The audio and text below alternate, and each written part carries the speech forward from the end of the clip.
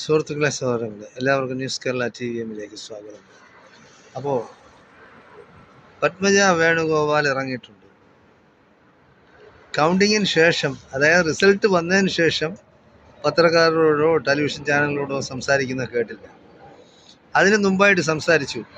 അപ്പോൾ നേരത്തെയൊക്കെ കാല് വാരിയിട്ടുണ്ട് കോൺഗ്രസ്സുകാർ. അങ്ങനെയാണ് ഞാൻ തോറ്റത്.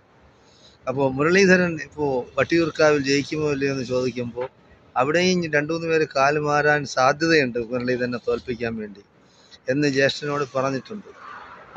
ഇപ്പോൾ അങ്ങനെ തോറ്റ് തുന്നമ്പാടി നിൽക്കുകയാണ്. അതിനുശേഷം ഒന്നും പറഞ്ഞിട്ടില്ല. ഇപ്പോൾ ആരാണ് കാല് വാരിയത്? കോൺഗ്രസ്സുകാരാണോ അതേ BJP-ക്കാരാണോ?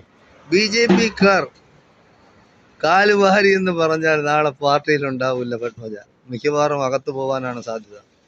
എന്തായാലും ശരി, സ്വന്തം കഴിവുകേടിന് മറ്റുള്ളവരെ കുറ്റം പറയുന്ന ഈ പരിപാടി പത്മജ വേണുഗോപാൽ നിർത്തണം. എന്താണ് രാഷ്ട്രീയമായ പാരമ്പര്യം? അച്ഛൻ്റെ മകൾ, അച്ഛൻ രാഷ്ട്രീയക്കാരനായിരുന്നു, കേരളത്തിലെ കോൺഗ്രസിൻ്റെ നേതാവായിരുന്നു, അത് സത്യം. പക്ഷേ ആനപ്പുറത്ത് കയറിയവൻ്റെ മക്കൾക്ക് അതിൻ്റെ തഴമ്പ് ഉണ്ടാവണമെന്ന് പറയരുത്. പിന്നെ എയർപോർട്ടിന്, കൊച്ചിൻ എയർപോർട്ടിന് കരുണാകരൻ്റെ പേര് കൊടുക്കലാണ് എൻ്റെ ആദ്യത്തെ ആഗ്രഹം. അതാണ്. അപ്പോൾ അതൊന്നും വേണ്ട. കോൺഗ്രസ്സുകാർ അത് ചെയ്യുന്നില്ല. അത് മക്കൾക്ക് അതിനുള്ള ആ പേര് കൊണ്ടുപോകും. അതുകൊണ്ടാണ് കൊടുക്കാത്തത്. കരുണാകരൻ്റെ പേര് ഒരു കാര്യം ചെയ്താൽ മതി. പിന്നെ തൃശ്ശൂർ ജില്ലയ്ക്ക് തന്നെ അങ്ങ് കരുണാകരൻ്റെ പേര് കൊടുത്താൽ മതി. BJP-ക്കാരത് പറഞ്ഞാൽ അവരാണല്ലോ ലോകത്ത് എല്ലാവരുടെയും പേര് മാറ്റുന്നത്. അപ്പോൾ കരുണാകരൻ ജില്ല എന്നാക്കിയാൽ മതി തൃശ്ശൂർ. അപ്പോൾ തൃപ്തിയാവും. അപ്പോൾ സ്വന്തം അച്ഛനെ അപമാനിക്കുന്നതിന് തുല്യമാണ് ഈ വർഗീയ ശത്രുക്കളുമായിട്ട്. അതായത് ഈ രാജ്യത്തിന് സ്വാതന്ത്ര്യം നേടിത്തന്ന നമ്മുടെ രാഷ്ട്രപിതാവായിരുന്ന മഹാത്മാഗാന്ധിയെ വെടിവെച്ചു കൊന്ന തെണ്ടി പരിശയായ നാഥുറാം വിനായക് ഗോഡ്സേക്ക് മാലയിടുന്ന തെമ്മാടിക്കൂട്ടങ്ങളുടെ കൂടെ പോയ പത്മജയാണ് പറയുന്നത്. അപ്പോൾ ഇവർക്കൊക്കെ എന്താണ് ആദർശം? എന്ത് ആദർശമാണ് ഇവർക്കുള്ളത്?